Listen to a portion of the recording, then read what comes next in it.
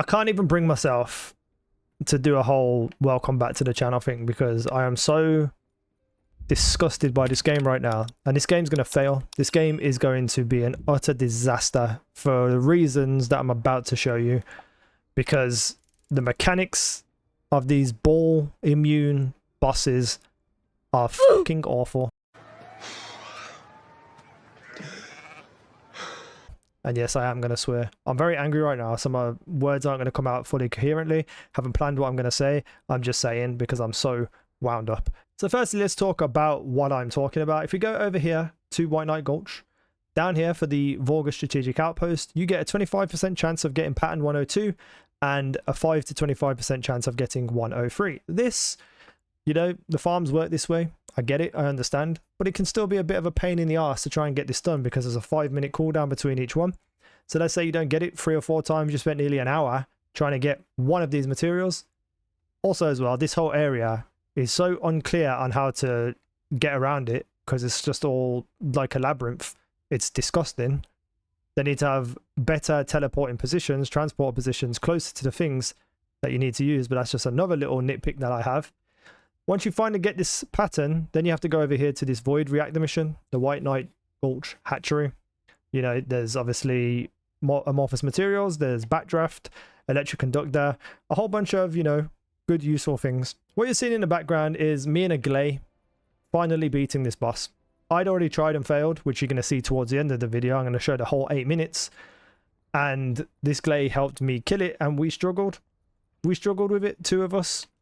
Even with the Glay firing rocket launchers at the balls that show above the boss, couldn't get it done.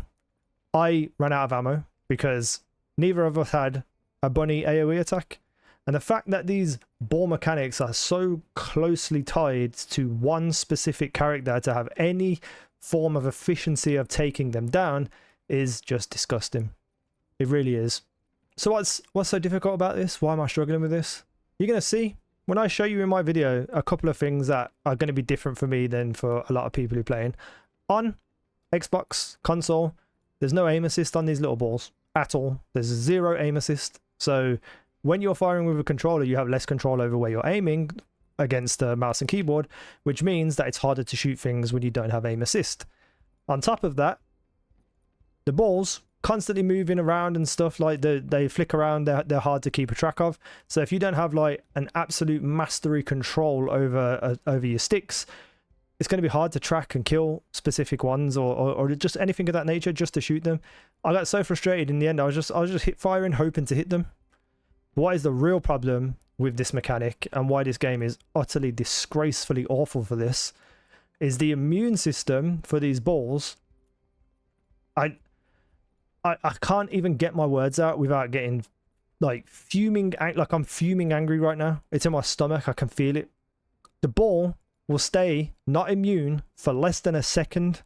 I can get maybe 1 shot off it before it goes back to being immune, but those immune phases aren't 1 second. No, they're 4 or 5 seconds long before they become unimmune again. So you're there trying to shoot the ones that are not immune. You can't do it. So what does that mean? Oh, pick one of the other ones that are immune and just start shooting that and hope that by the time you get to the end of your magazine that it will become unimmune and you will do some damage to it. No, not the case. Not the case. You might get 1 bullet off them.